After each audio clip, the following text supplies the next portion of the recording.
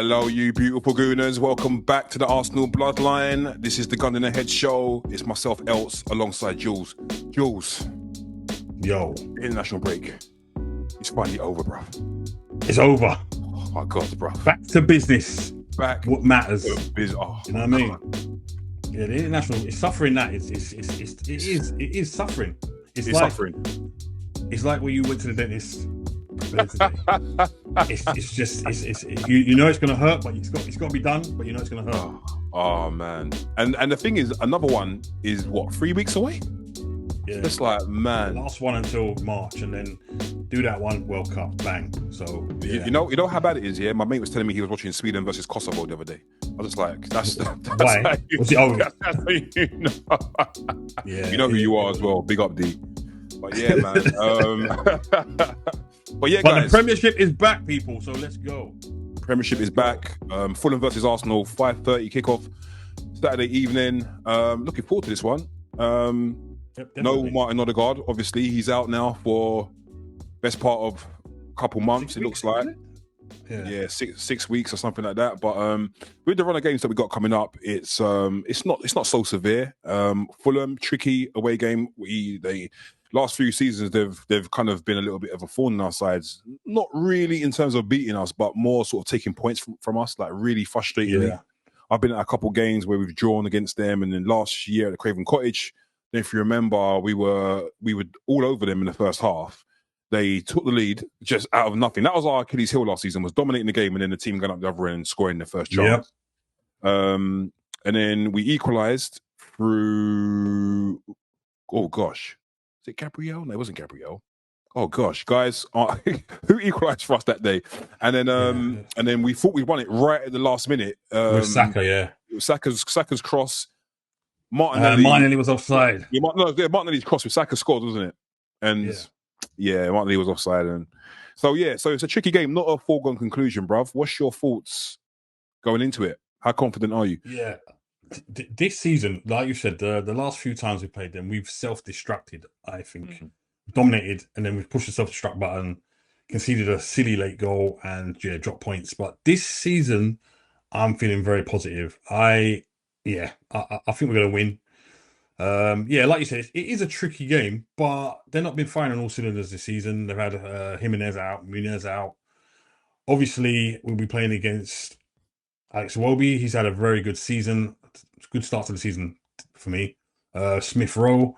And now I'm just worried about these man maybe putting a spanner in the works. Leno. But having said all that, I think some of our players have gone away this international break, had good games, scored goals. And I think they're ready. And I think they're up for it. And yeah, man, I'm looking forward to this game. Can't wait for it. I agree with that, like, wholeheartedly. I think this season now, this is the fourth year now, because we've had, in terms of being, title contenders. Yeah. And no other team, right, has finished runners-up 3 years in a row, apart from who? Arsenal. Yeah, us. Right? And the last time we did it, at this stage, we won the league in the fourth year. And I just think now, Saka was speaking, he had an interview, he was talking the other day, and he was saying, we've learned from the mistakes, we can't keep making the same mistakes. We're very clear about what we need to do this season. And I can feel that. I feel like this season, there can't be any excuses. That's why the Newcastle game was pivotal, and that's why when we did that watch along and at halftime, we both said, in order to win the league, we've got to win this game against Newcastle. We can't afford to. Do you know what I mean? So, and you've got to win from positions like that. Losing, and you now have to do something to win, and we did it. Exactly that. And I just think no matter how tricky it gets on Saturday, we just got to win the game. And I think the players are really locked into that train of thought. So I'm with you. I'm quite confident. I'm very confident. I'm not even quietly confident. But what do we think the lineup's going to be? Yeah. So for me, could be one or two changes. There will be obvious change with no Odegaard there. So Eze just comes straight into that. For me, he's going to come straight into that 10, I think. Or does he? You know who we've been talking about this week. Well, no. Well, yeah. Or does he? Mikel Merino. It can be Merino. But I feel, yeah, you're right. It could be Merino. And then Eze on the left. that's probably the probable lineup will be Moreno will come in, but not because he scored against for Spain again. But I think it could be a clever play, a clever ploy. I think just play Moreno, play Eze on the left. He will drift inside anyway. Mm. But my thing was going to be this, bruv. This is what I was going to think. You play Moreno and you rest Rice on the bench, so Eze can go in that 10. Moreno with Zubimendi. That's what I think can happen. Play Martinelli. I'd go with Martinelli in this one. Oh, that was going to be my next question to you. Yeah, I'd go with Martinelli in this one. Obviously, you start with Saka, Gyökeres, and then the rest of the team as we know it. That's what. And if he did that, I don't mind. I don't mind that because I'm now putting all my money on Moreno to bloody score on Saturday if he starts. I've just got a feeling now he's going to now start transferring that international form into club form with goal scoring. But do you know who I want you to have a feeling for? Victor. Gyökeres. Yeah, but the thing is, I've had the feeling for Victor every time I keep saying, yeah, he's going to score. And then the man don't score. And out of all the players that went to international duty, yeah, he don't score against Kosovo. Like, what's going? Is he losing confidence? I'm worried now. I'm now getting worried. Now, not scoring against Kosovo. It's creeping in. Something's wrong. Yeah, because you know what? You know what it is, bro. In the summer, I mentioned this in a video in the weekly roundup that when it was in the summer, right? It was Gyökeres and it was Sesko, and it was like, nah, not Sesko, because he's not for now. He's for a few years' time. Gyökeres is for now. He doesn't need any bedding in. He's going to hit the ground running. Yeah, that's not happened. Let's be honest. He scored one good goal against Leeds, right? But the other two, one was a pen, one was a tap-in. And he's not had any clear-cut chances. Well, no, he has. But the clear-cut chances that he has, he hasn't put away, or he's allowed the defender to come back and block. So I don't know, man. Like, I don't know if he's in a rut. I don't know if it's a system thing. I don't know if the player. I know you've mentioned in the past players are not really playing to his strengths. Maybe it's Arteta, the system. Don't know. But yeah, something's got to change in order for. You know what it is, bro? I don't think it's the players or the system now. It's literally him. He now has to make that decision whether he can. Does he want to fight and be a part of this league?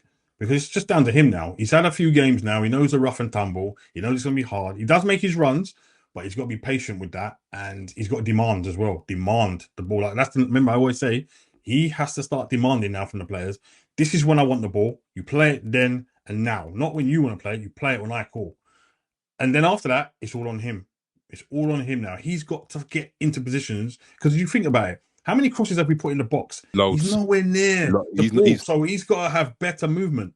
He's not on his toes at all in the aerial type. You know what I mean? It's disappointed me. His movement in the box has disappointed me. I thought he'd be a lot more sharper. He isn't.